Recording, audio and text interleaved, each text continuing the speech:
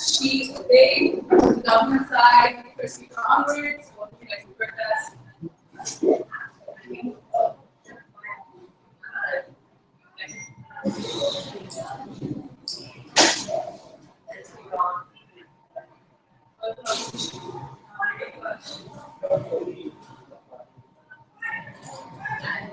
have our candidate, discuss. Alright, we left with the of Prime Minister. Here we go.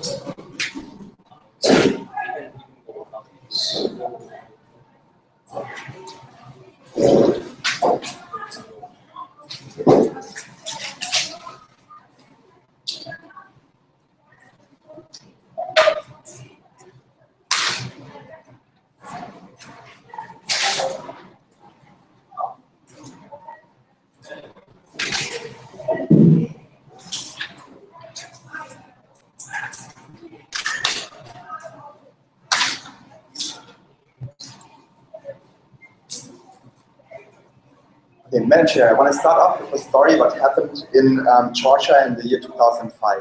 There, like underfunding of police officers and underfunding of payment for the police in Georgia led to them going on strike and leaving, putting their duty down for a while, and it resulted in total chaos because then people actually took advantage of the situation, like criminals took advantage of the situation and committed more crimes, so the crime rate actually went up by a lot. So actually that is like a story, like a real story from 2005, what happened because of police unions in the US. And but first let me define what, first the thing that the police stands for and what police officers are, and then second, what police unions are. So first, on the police.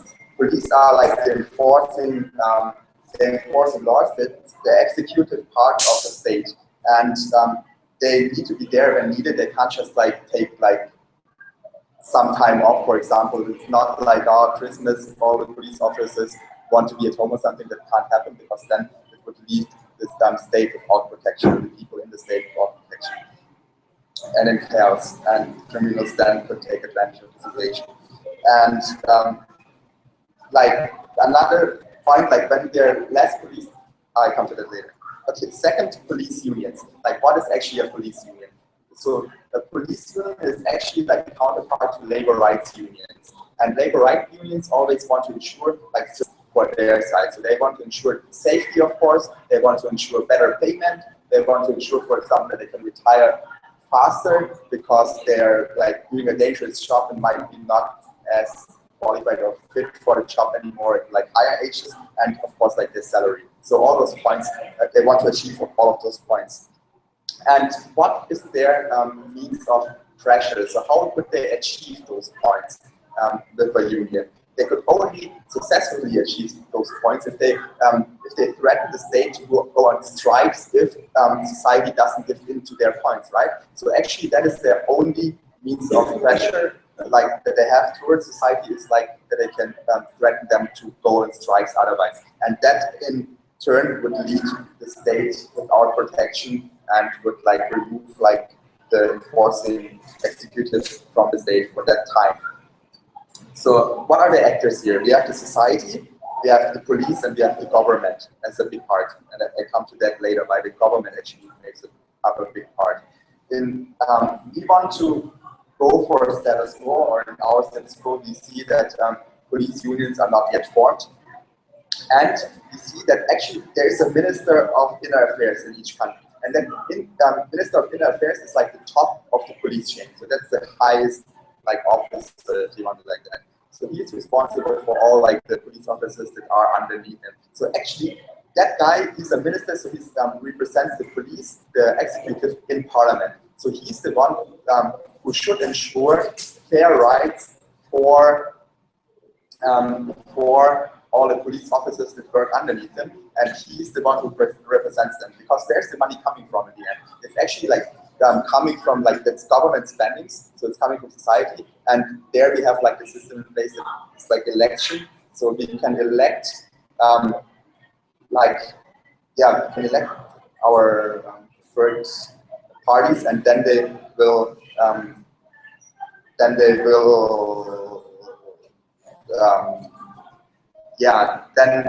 in turn will release like the Minister of Inner Affairs, who then can ensure that the police actually gets their funding. On my first argument, police unions would harm the stability of the country. So first, we have the police, and if they all of a sudden get the right to go on strikes, then, or even if they only threaten people that they might go on strikes, then they actually have like a lot of power. So there's like an imbalance here, because people, they would give in no matter what, because no matter what happens, they don't want the police to go on strikes, to all put down their duties and everything. So actually there's a big imbalance. Usually on strikes, it should be fair for both parties, right?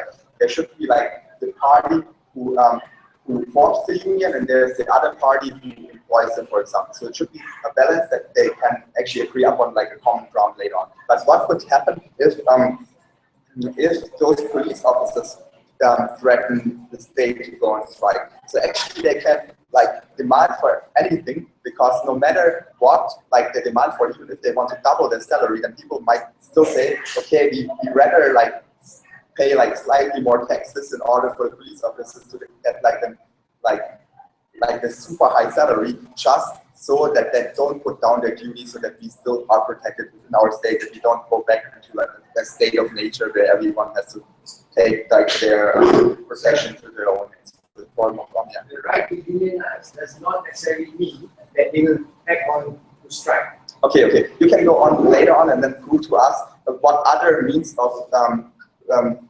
pressuring or like achieving their goals they have if they don't threaten like a different party to go on strikes, because that's how it works. That's how unions work. They always want to that's like strike is their means or their way of achieving whatever they want to. But you can expand it later on. On the second argument, how no law enforcement would lead to chaos. So there's like a long build up trust between the society and the police officers and the executive. So that trust was built up for a long time, and it's part of like the social contract that everybody was willing to like or in right now. So if those police officers would only threaten society to put down their work, then the whole trust would go down. So what would be left then of people in society? So like taking the US again, where you can like buy guns, and they always try to. There's like the big lobbying part, and they can't really get rid of like that gun problem that they have in the US, for example. But what would happen if all of a sudden the police would go on strikes? Then more and more people would take law into their own hands and would try to protect themselves and their families. So that would really lead to like a further chaos and worsening of the situation. That's why we are very proud to propose.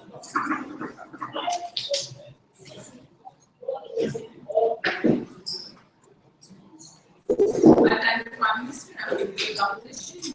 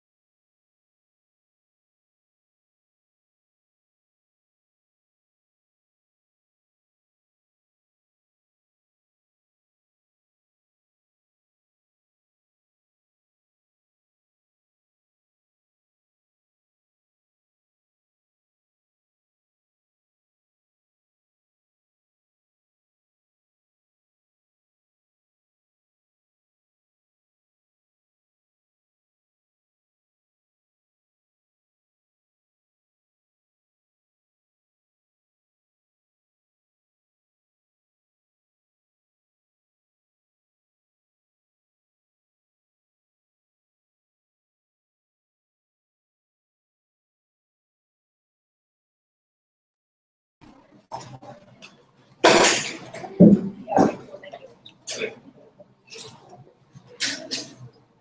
haven't. Can I have it back? It's never intended for you. What do you want? You want it? Slide the way it goes.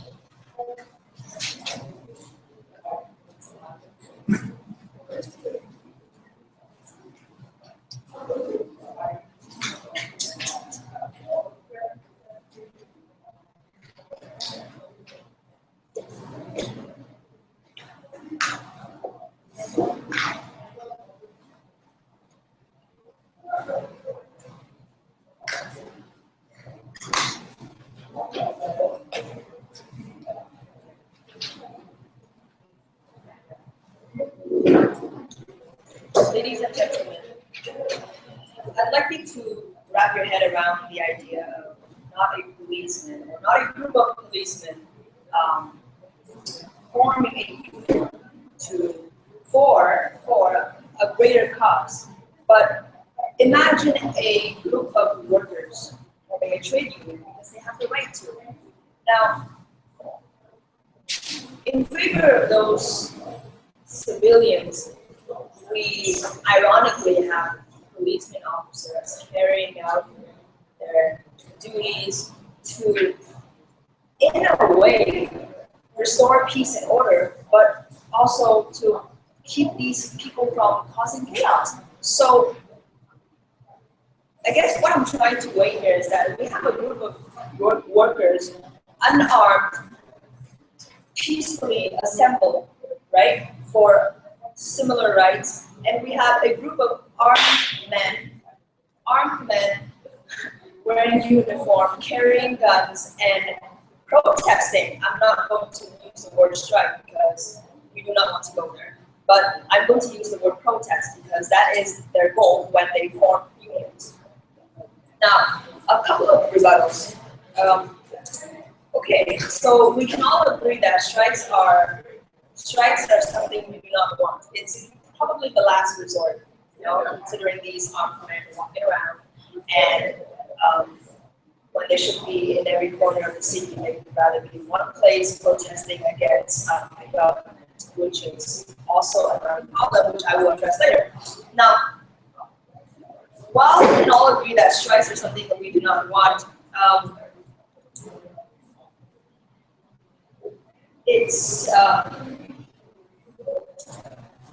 it's more likely that the chances of violence breaking out when police form unions, simply for the fact that they form unions as police and as police officers, rights as law enforcement. Now, moreover, right. So, for the fact that they're armed police officers, we feel the need to regulate, right? We're not taking these rights from them, but we feel the need to regulate their rights to form unions in a way so that it doesn't affect not only the function of society, but also disrupt the flow of the way that the country is running. Because we know that policemen are important, and we want to attend to them in a way so that it does not affect different parties and stakeholders in a negative way. We want a good outcome from all this. Moreover, we understand that policemen are highly stigmatized in society, and therefore we want to bring forth a public announcement. An announcement that can be reached out to not only that can ensure that the policemen's voices can be heard, right? That they can be acknowledged and understood by the people that they are supposed to be protecting and by the government who they are working for. It's a system that needs to communicate better. So, for my argument, again, I'd like to further extend on the Prime Minister, is that we have the Minister of the Internal Affairs who represents who represents the police force in the country, right? Now, this person holds an important position, not because of his position. Of course, we all know that that's important. But the more important thing here is that he is literally the messenger, right, between the people who are paying their tax money to these people, to the police officers, and he is also the person representing the people and who are protecting society. So here we have this cycle of people supporting each other, and yet there's this miscommunication along the way, and it causes these men to feel like they are being exploited, and so they have to form unions. Please just give me a minute. So I guess what we really believe in is that the Minister of the Internal Affairs, he can better represent not only the people's voices, the people's needs, but also better represent the policeman that he's supposed to. And okay, yes, continue. We understand that unions are a lot of other jobs because we understand that they understand the problems on the ground. Why is it different for police? Why does this minister suddenly understand? Because I explained to you in the beginning, right? The function that policemen play in society is to protect these people. Yet when these people are protesting, we have policemen to stop the protesters, right? Well, but when policemen are protesting, who is going to stop the policemen? Nobody can stop the policemen. And the fact that policemen are there as law enforcers, right, to carry out these laws from the government, enforced by the government, through the policemen, to the people, protecting the people, right? And they also play an important part in the justice system, and that's why we believe that we have to be extra careful and attend certain things. We do understand that we needed a lot of clarifications on the right to work and to form trade unions. However, we have armed men, right, involved in a lot of protests, in a lot of violent protests, resulting in deaths that we do not want. And we believe that the public representation of the policeman and the person representing the policeman, it's very important. It creates a more transparent communication between the people and the government and the policemen themselves. And that is my analysis on the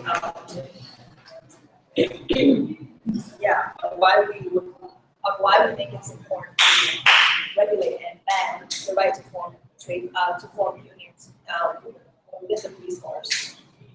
Thank you.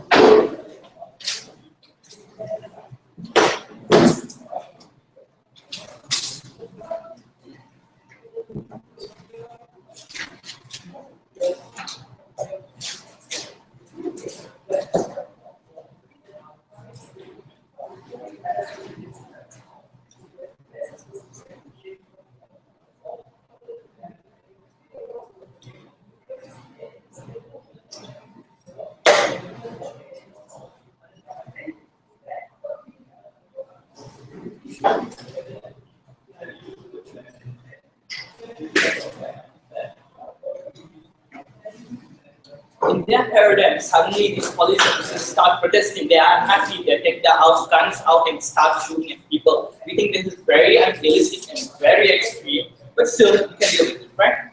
Firstly, some rebuttal. Firstly, they were saying that these people will strike, people will start committing murders and no one will care. We get the scenario of doctors. If someone is dying, even if they are striking, these doctors will go and perform emergency surgeries. Necessarily with police, if someone is going and committing a murder and a call is made, these officers will call and has attended certain cases. The things that they do, they will still continue doing their job when it's emergency cases. And we believe it's not necessarily going on the strike that is the most effective thing, right? It's the threat of a strike that forces the public officers to actually make the change. When these officers say that we are going to strike, it means the people on the ground, the public will call their congressmen, they'll call their local councils and tell, look, all these policemen are going to go on strike, what will happen to us? These criminals will come out. It also forces the public officers or the parliamentarians to make laws and to facilitate all this, but right? We also believe that if this is something that is extremely unrealistic, public will not necessarily support the police officers, and they at a time when they are so highly stigmatized, they want support of the public, right? Also, we believe that the police union is a large base, has a lot of voters, right? It means the policemen, their families, it's a large voter base, meaning the point at which a large force is going on and saying, we don't want this to happen, or we want a discussion on maybe the maximum working hours or safety standard, necessarily means the congressmen or the local councils or ministers are forced to listen to them. We don't think they have to resort to strikes at the end of the day, and we believe they will give in to demands only when it is reasonable. If it is unreasonable, people will not necessarily support them, and the point of strike or point of creating a union, negotiating, is necessarily to get the support of the people. Now that is out of the way, let's move on, right? Firstly, before I move on, right, this idea of a minister, we believe ministers, whoever is appointed as a commissioner, if it is politically appointed, they will directly engage with the politicians, and they are very dislinked from the people who are on the ground, who go out in the field and do the patrol operations. They want to be talking to these people, compared to a police union where they are elected people based on a majority vote, which means the people who are doing the basic jobs will necessarily be the ones electing, and their views will necessarily be reflected, right? Firstly, how this will create better police officers, right? We already said that it's already a stigma in society towards police officers. They are great people, they are unnecessarily committing things that they shouldn't be, right? And the point at which you remove the police unions, you remove an additional layer of protection they have. So now when they are in a situation, they need to make a split-second decision whether to pull the trigger, whether to go in. They'll be thinking about, oh shit, if I go in there, maybe I'll be out of job. Now that there's no union to protect me, this is a decision they'll be thinking about twice. And they don't have the chance to think twice. The point at which they think twice in a split-second decision, someone might die. And this is extremely important in cases of police to be able to make this split-second decisions. And when you already have that stigma, and on top of that you remove the police union, this allows these people to make split-second decisions, which are extremely important, which may threaten the life of the person who is there. Also may threaten the life of the police officer when he is thinking, should I shoot this person? Is he carrying a gun? Is he not? And this sort of rationale will be there. We believe this is something that is extremely harmful. Also, the point at which there is no police union, it also means that a person who is doing an extremely dangerous job now loses the incentive, right? Tomorrow, the commissioner or the internal affairs or whatever minister may decide to reduce the pension without consulting them. Now that they can't work as a union, it means that they don't have the sort of leverage they had yesterday. It also means people who will go into this police force will necessarily not go into the police force. There's no job security in the police force, or the amount of pension may be reduced, or the minimum working or safety hours are not there. When a job that is already so dangerous happens like this, we believe people who are already existing in the police force may necessarily quit because there's no job security. They may think that tomorrow I may be fired from my job for doing my duty because union is no longer there to protect me. We believe that at the end of the day it creates a police force which is inadequate, right? We believe on our side we are able to create a better police force who will be able to make split-second decisions which are extremely necessary in case of police, right? We also told you, and we argued to them, give us a scenario why we should principally deny them this right of association, right? Give us such a big harm that will be caused. We already told they won't be striking, they won't be allowing people to commit murders. Then why are we not allowing these people to go and make a union? They should come us and tell us, it's their burden to tell us why in these cases still unions should be banned, right? Moving on. We believe that these input of police officers are extremely important in policing making, right? They never dealt with this, they never engaged with this when we're talking about how this nature of police unions means that these are views of the people who are at the bottom necessarily, right? In most cases, people who are at the top will not necessarily understand what's happening on the ground because there's the link between the top and the bottom is not very strong, meaning that people who are at the bottom will understand and choose more. So when the parliament is making a policy, they consult these police unions and ask the people who are patrolling the streets, what's wrong, what more do you need? The point at which the media is saying that police are going and can't handle this situation where mentally ill person is there. The police union is necessarily needed because they will be able to give a better input and say, look, people on the ground like us, when when we go and we are not able to identify mental illnesses. That's why sometimes we act violently and shoot the person because we are not given enough of training. So this police union will necessarily be able to advocate for training. Because this training is essentially this training will help the community of more trained police force, because these policemen are not inherently bad people. They go into judge up and sacrifice their life because they want to protect the public, right? We believe because they want to protect the society, and because of the amount of input they can give in regards to policy, this is extremely important. On the comparative, there's this top brass dictating policy, telling the parliamentarians this is what we need. We believe because of the disconnect between the top brass and the person who is working at the bottom, these people will not necessarily be able to depict the correct picture compared to a police union who will be knowing what actually happens on the ground, what happens when you go into a ghetto area, or what happens when you deal with a mentally ill person, or what are the sort of equipments they give. The top brass will be saying, oh, we give this training, we give that training, but the reality of the training, how much the training is effective on the ground, will be given by the people who are in the police unit. It is extremely important for this police unit to be there because they'll be able to give a collective voice instead of one person going out and saying, look, this is not enough. No one will hear this one person saying these things. I've already given you a lot of analysis why the police union is an effective mechanism, because they have a large voter base. People will necessarily listen to police officers. Threat of strikes is important in telling these sort of things, right? We've given you reasons why we'll be able to create a better police force, and under their scenario, they'll remove good officers from this force because there's no amount of protection for them. They will not be able to make split-sector decisions, which are extremely important for police officers to make. At the end of the day, we believe police officers are good people that sometimes make mistakes, and under our side, we'll be able to reduce these mistakes and help these people, right? For all these reasons, we are proud. Almost.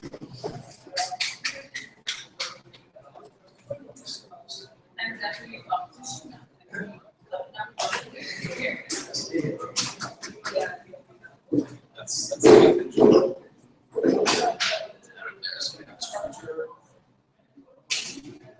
Great, guys.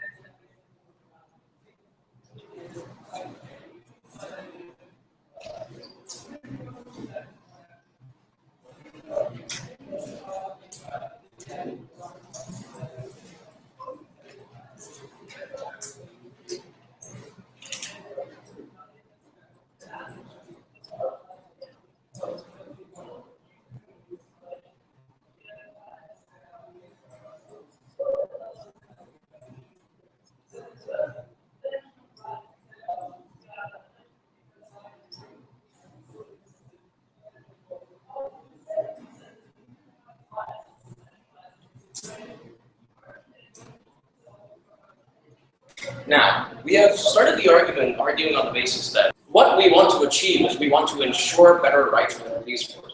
However, opposition has come up and has been talking about making sure that the police are filled with good people and that they act on their behalf.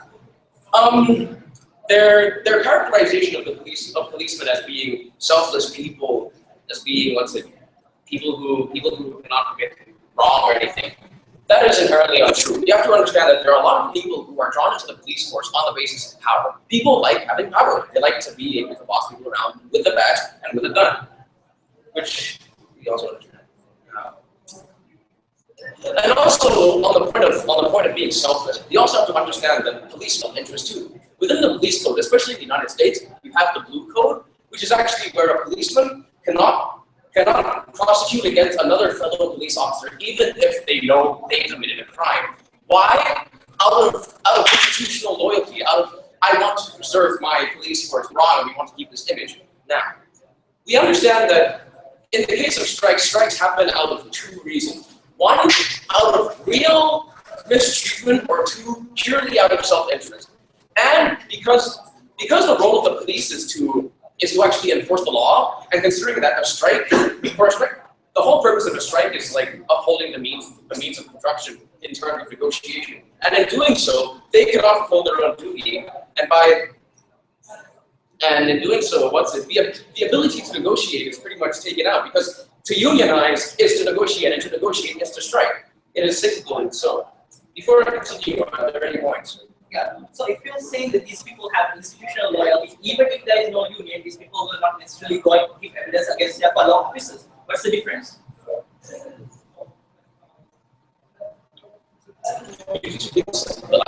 You said these people now won't give evidence against their fellow officers because they have sort of loyalty. How is it different under your paradigm? It still exists. Well, it is not. We can see that there are good and bad people in society. However, what is important here is on the basis that strikes can happen out of just, if you want to increase pay, but you're going to give the same bad quality of law enforcement, that simply won't work. It is simply not a good negotiation for both sides. The whole idea of a negotiation, as my first speaker said earlier, is to ensure an outcome which is beneficial for both sides. And moving on to that, in the case of an actual state mistreatment, now how can we address this apart from unions?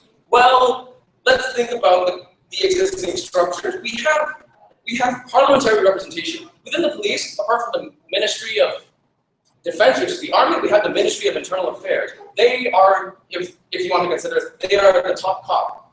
And to which I actually integrate my rebuttal when they say that the link between the top and the bottom, we'll move on to that later. But, however, by having this representation already exists, and it exists on a national level. So by actually having this representation being played out to more powerful actors of the state, such as like all the other people in the parliament, thereby there's actually higher visibility.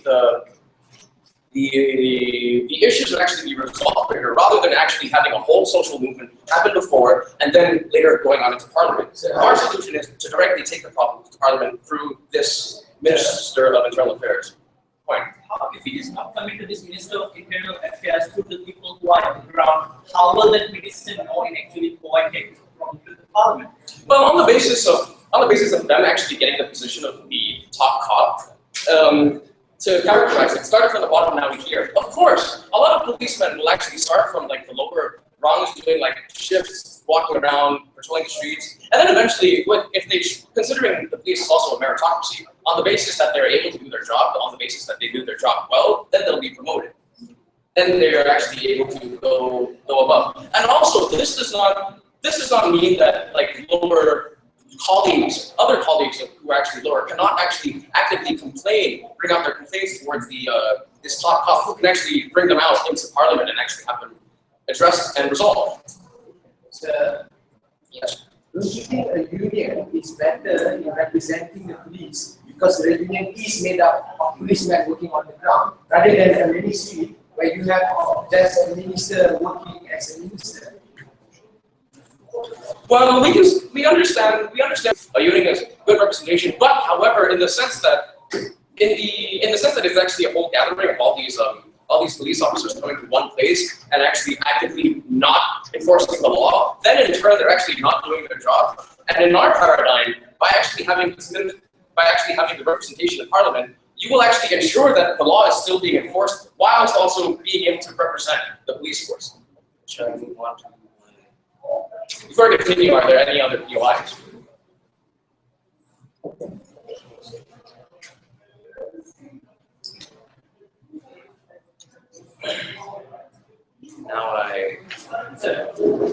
Yes. A minister, for example, fisheries also will have knowledge about fisheries or agriculture with years of research. So then why do we give the right for fishermen or farmers to actually go and have strikes or form unions? He can still go to the parliament, right? Well, on the basis that, that is true, but we have already identified that on the basis that the policemen, their duty is to actually enforce the law. And as the deputy, as one of the opposition has actually said, their duty is to actually enforce the law at all times. In order to actually strike, in order to negotiate, this will actually not happen, like I've said before.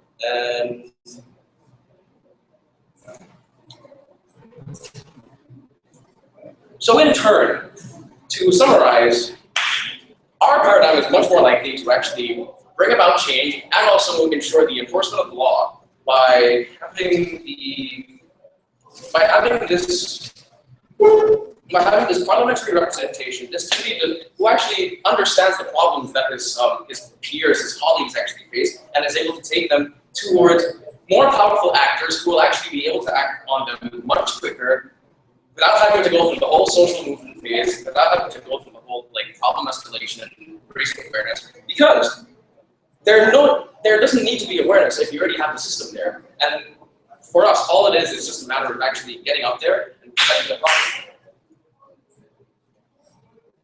And in doing so, we are also giving benefit to both the policemen and society, and also ensuring the enforcement of the law, which is why this house is proud to oppose. Thank you,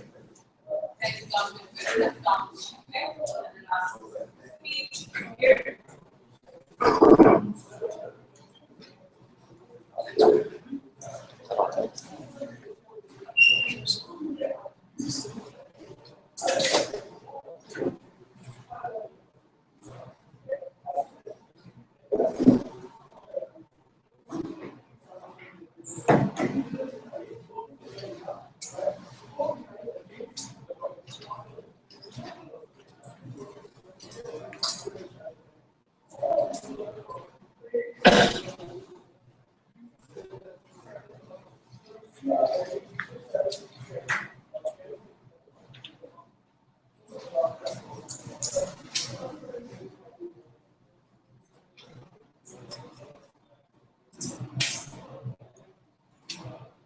Side government has come up with a very simplistic case, right? He basically told us, hey, the moment we give somebody up top, like the avenue, or like the moment the person up top has an avenue to listen to the people below, they are able to, forward those problems. But it's not that simple, right? And that's what we're talking about today.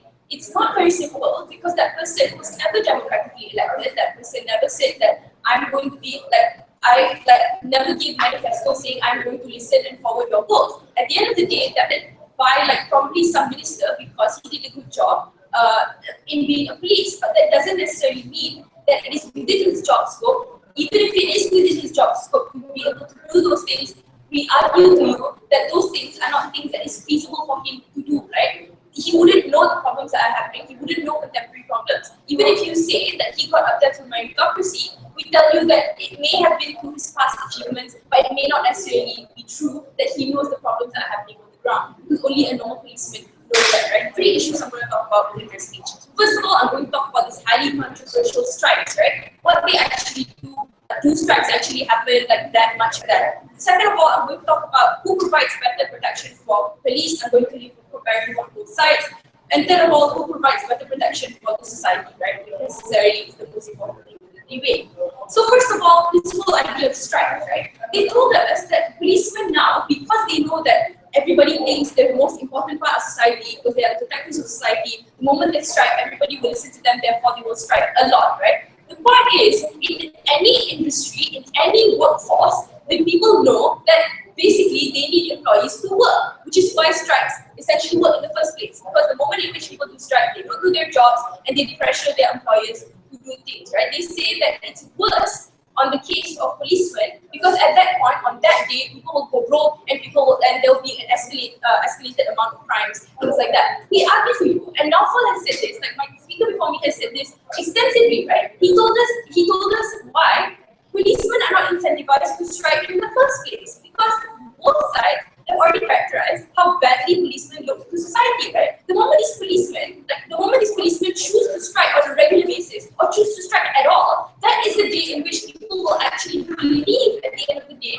that policemen are selfish, right? At the end of the day, they don't envision to protect the society, they only care about the money, and they're only there because they can't get any other job. We believe that that is the very reason why policemen also wouldn't like to strike, right? They have an incentive to not strike. But Naufal extensively told you something else, right? He told you that the moment of impact within a labor union, any labor union, is the point before that strike, is the point of negotiations that happen, right? We believe that because policemen are already incentivized not to strike, they understand entirely that the point of impact is right before that strike, right? Right before that strike, when they say that, hey, if you don't give us proper pay, if you don't give us proper security, like safety measures, things like that, we are going to strike. At that point, NASA told you that that is when all the calls are going to happen, all the changes are actually going to happen. Under their paradigm, by their logic, if people are not harmed, and if those rights can be given to policemen, but the society is not harmed, we're okay with that. That's the stance that they are taking. And we're telling you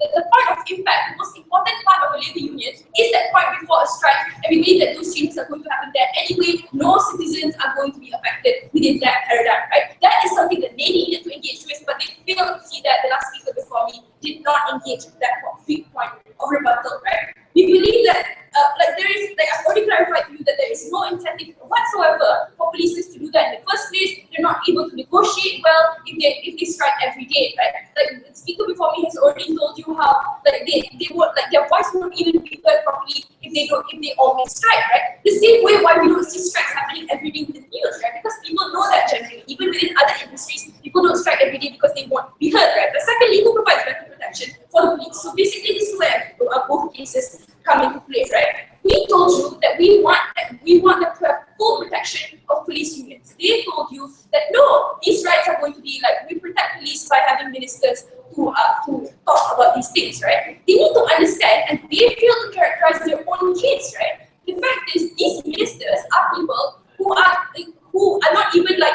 people who know what happens day to day, right? These ministers, more often than not, don't even do the groundwork anymore. They don't know the kind of problems, like there is mass shootings, there is rampant shooting of black people now, but they may know that on the surface, but they don't know why these problems happen, right? They don't understand the actual form of training that needs to be done to accommodate to these kind of problems. These are only input that people on the ground can tell you, right? We don't believe that there is an incentive for these ministers who already get a lot of money, who will already be able to be paid without them doing this kind of research. We don't think there is an incentive for them to know what happens on the ground. But secondly, even if they work with people, if you say that labor unions in other industries will happen because CEOs don't understand, it's probably the same thing here, right? They never were able to rebut this, right? But on the opposition side, we know that we're able to protect the policemen because they're able to get all their rights. But a very big principle contention coming from them is they need to tell us, why is there such a big harm that we need to take away the right to association from policemen, right? Because necessarily, if it were true, right, under their best case scenario, if some policemen were evil, right, if 10 people out of the police force is evil, that doesn't necessarily that doesn't justify you taking away the right to association to all those other policemen, right? We think that you're able to get away with the bad apples without taking away the right of association, right? Policemen that need to be penalized, it doesn't mean that you take away right to association to these people. This is a right, a basic necessity that everybody has. They need to tell us why policemen are not given this benefit, right? Because according to how society is not harmed. So then, who provides better protection for society? We already told you extensively, right? First of all, this whole idea of strike that they're talking about, that they're so afraid of, we don't believe that will happen so much. Even if that does happen, we believe that there are so many benefits for society that people get, that it's okay for you to forego maybe through a slight escalated amount of strike that happened on that day. Because we told you extensively so many things, right? We told you that policemen are able to forward things like they need more training, which will necessarily stop shootings of African American, things like that, right? We believe that itself protects society. We tell you that we'll give them more better pay, so that they will stop asking for bribes. We tell you that they will be able to revise policies because they best understand that these policies do not work on the ground. The reasons why we protect society because of labor unions. We don't believe that they necessarily protect society now. They're taking a very simplistic example of there's going to be an escalated amount of time, and therefore this justifies everything. It doesn't. We need to realize that there are a lot of principles and tensions that they haven't talked about.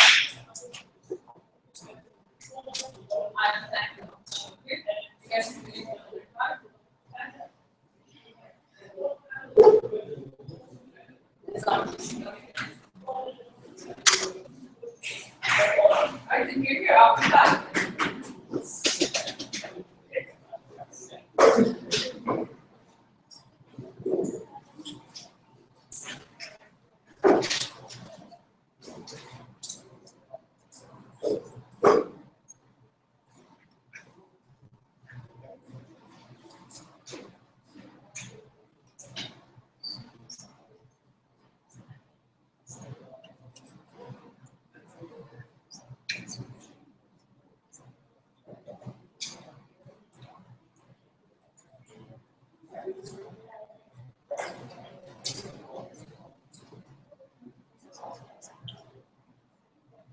think the side that takes the debate will be the side that better protects police officers and in turn protects the society, right? So we believe we are the side that does it, right? Firstly, let's look at the principal level. We told you in the principal level, these people, police officers, should also be accorded the right of freedom of association, right? I came here and specifically said it's their burden to prove that there is an inherent harm that would be caused by them having the association. Distinguish this from other associations. I asked a couple of POIs saying that these people already have associations, but they also have people who are representing on the top brass who have gone there by years of work and experience, but still be accorded this right of union, right? But they could not actually differentiate it, right? We gave you analysis telling you why this is extremely important in terms of wage, in terms of safety, and how these things are extremely important if we are to actually have a better, more protected society, right? If they are overworked, it means they will do a crappy job, and we don't want them that as a society. If they are not given a good wage, it necessarily means they might take bribes, right? This will necessarily harm the society and will create a more volatile society, right? And so on a principal level, we believe creating unions will benefit the policemen as well as the society, right? So it was their burden to prove us there was an inherent harm that was so great that we needed to take a fundamental right of association from these police unions, and they need to differentiate this with other unions, which they obviously failed to do, right? Secondly, how about which side creates better police officers, right? We already told you that we create better police officers, we create better officers when we have this unions, right? We already told you that there is a stigma in society towards police officers, which makes doing their job extremely difficult. But the point at which you remove police unions from the equation, it means they lose the sort of protection that they have, which means when they are going into a very volatile situation where they actually need to pull the trigger and they need to make this split-second decision. They won't make a split-second decision. What are the repercussions? We told you that when they don't pull the trigger, maybe the police officer dies, and maybe the person that they need to protect, the victim, also dies in this certain situation, right? Which is something that is extremely dangerous, and that is the reason why we need the police union to go out there and protect these people. Police union, and for this police union, give the police officer lawyers and things like that. We gave them so many nuances why these police officers don't necessarily perform better when there is a union. We also told you that when the union is not there, the job security is not there, their pensions can be removed at any time. This means existing police officers already have an incentive to go away from the police force. It also means good officers will not necessarily join the police force when it is an extremely dangerous job and they don't have job security and they can be treated like shit, right? So we believe that when these sort of things happen, it is a disincentive for good people to join police force, and we want more good people to join. So we believe on our side we create more good police officers who will be able to make decisions on split-second decisions, which are extremely important, which they fail to do in their three speeches, right? Lastly, is there a unique benefit that we will be able to get from these unions compared to the ministry, right? We already gave you so much analysis. The 4 POIs, when we asked what's the unique benefit of someone being in the top brass, they never dealt with the scenario. If the person who is at the top is not very accommodative, he is not listening to the people at the bottom, then what happens? Then the sort of changes we wanted to happen will not necessarily happen. On the comparative, we told you that the people who are in the union to be able to better represented because they are democratically elected, means that there is no way these people who are in the union will misrepresent them, right? The point at which they misrepresent them, they will be voted out compared to a person who is in the top, who is elected, who is a politician, right? He has his own motives, his own incentives, right? We already gave you a lot of analysis why this won't lead to something that is violent, lead to strikes and all sort of nonsense coming from them, right? We told you that there's no harm from them forming a union, and there will be so many benefits. For all these reasons, we take this straight.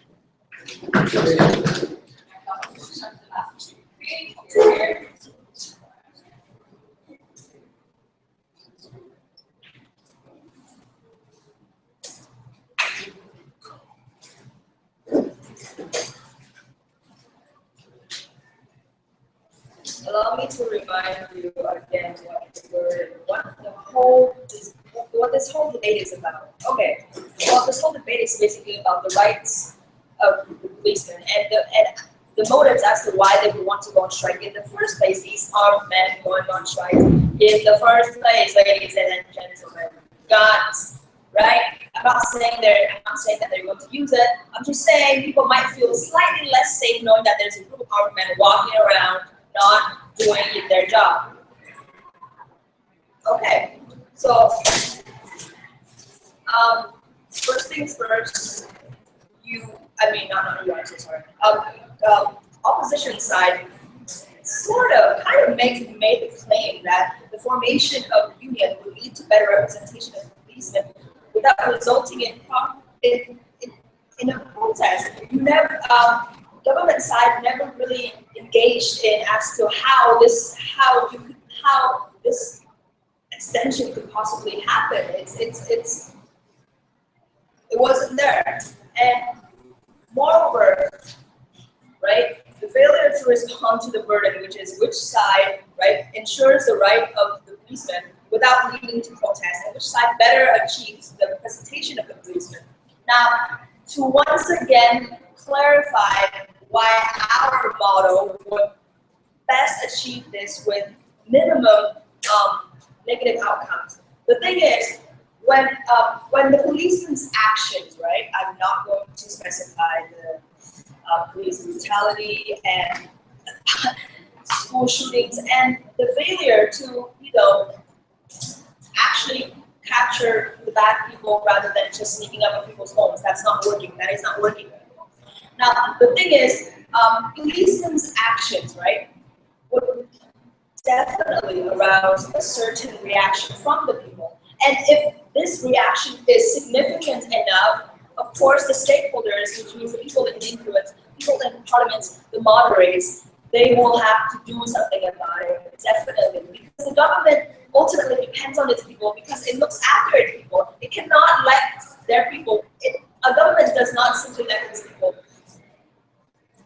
live under fear, right? Live under mongering fear, knowing that they are not protected neither by the police nor by the government themselves. Thus, it is the government's responsibility to have to take care and deal with and take some action to relieve this sort of tension that is present in the reaction of the people that resulted from the policeman's actions. So we have this cycle of dependency, codependency that the government and the policemen and the people have, and we have to acknowledge that. We have to work with that. Now, moreover, the reason we want to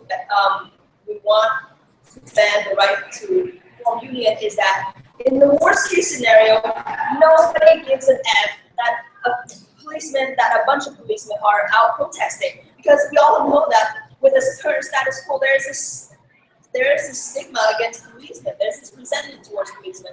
So the chances of people seeing a group of policemen protesting, it's most likely they will engage in the protest and try and not support. I repeat, not support the policemen, right?